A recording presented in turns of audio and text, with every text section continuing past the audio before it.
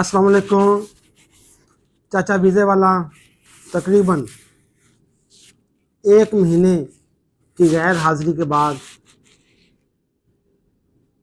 दोबारा आपके साथ मैं हुए गुफ्तगू। एक बहुत ही अच्छी खबर, एक बहुत ही अच्छी खबर। इटली ने पाकिस्तानी गवर्नमेंट को ये यकीन दहानी करवा दी है कि अगले 3 साल के अंदर पाकिस्तान से 10,000 वर्कर्स लेकर जाएंगे। इसका क्या तरीकाकार होगा, कब जाएंगे, इसके लिए आपको मेरी वीडियो पूरी देखना होगी। अगर आप मेरी वीडियो पूरी देख लेंगे इंशाल्लाह आपकी डंकी से जान छूट जाएगी। ये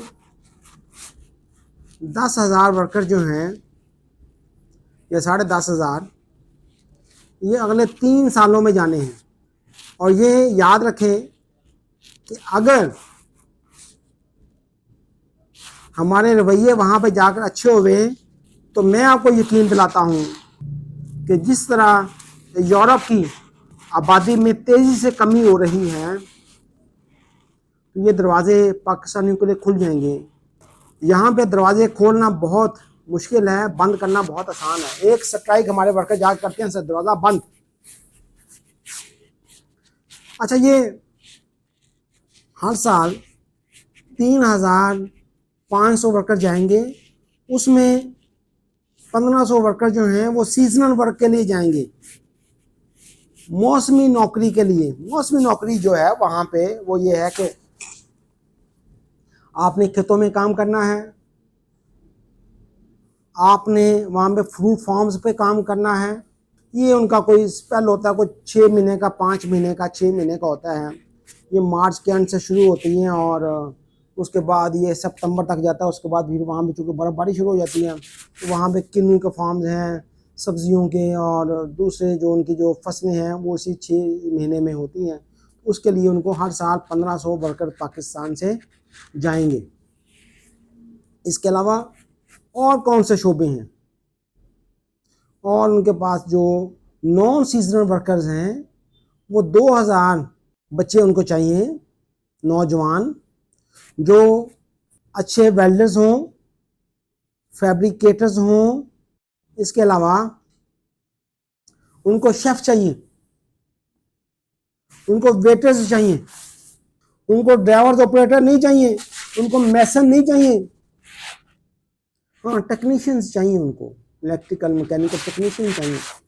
तो आप ये जो मैंने बताई हैं 3-4 चीज़ें, एक तो सीजनल वर्क के लिए बंदे चाहिए, वेल्डर, टेक्नीशियंस, वेटर्स और शेफ, ये 4-5 कैटेगरी के बंदे चाहिए। और इसके लिए शेफ वो नहीं कि जो बंदा दाल सब्जी बना ले, वो उसके लिए बेटा आप किसी प्रॉपर जगह से कोर्स करें ताकि आपको पता हो। मैं बताता हूँ, मैंने एक दफ़ा यूएई में इंटरव्यू करवाए कुक के, हमारा कोई कुक नहीं पास हो सका। क्यों? कितने साल तजर्बा है? मेरा जी 20 साल तजर्बा है। अच्छा, उन्होंने पूछा ओ काका ते गोश्त कट्टन वास्ते जिहड़ी छुरी इस्तेमाल करते हैं ਉਹਦੇ दस्ते ਦਾ रंग की ਹੁੰਦਾ वे? और जो कोई भी इस्तेमाल कर लो? नहीं बेटा, उसके लिए जो कटिंग बोर्ड है उसका रंग अलहदा है, सब्जी वाले के लिए, गोश्त वाले के लिए अलहदा है, बेकरी आइटम्स के लिए अलहदा है रंग होना चाहिए। इसी तरह जो छुरी इस्तेमाल करते हैं उसके दस्ते का रंग भी अलहदा है। आपके कुक को, शेफ को पता होना चाहिए कि सब्जी को कितनी डिग्री सेंटीग्रेड पर आप स्टोर करना है, गोश्त को कितनी डिग्री सेंटीग्रेड स्टोर करना है। एक क्वेश्चन उन्होंने किया कि गोश्त को जब पकाते हैं तो कितने डिग्री सेंटीग्रेड तक पकाते हैं, कितना टेम्परेचर उसका होना चाहिए। वो जी फुल आग तक पकाना है, भाई फुल आग तक पकाना, कितना टेम्परेचर करना हमें नहीं पता। तो बेटा ये छोटी छोटी चीज़ें हैं। अब आपके हाथ में ये मोबाइल है, ये गोरे भाईजान की बड़ी मेहरबानी है कि उसने ये आपके हाथ में दे दिया है। आप इसके ऊपर जो है ना वो सिर्फ वो बेवकूफ़ की वीडियोस ना देखा करें, पोपो शोपो की, ये चीज़ें अपने फील्ड के हिसाब से देखा करें। अच्छा, ये आखिर में कि ये बंदे कब जाने शुरू होंगे, किसी के झांसे में अभी नहीं आए।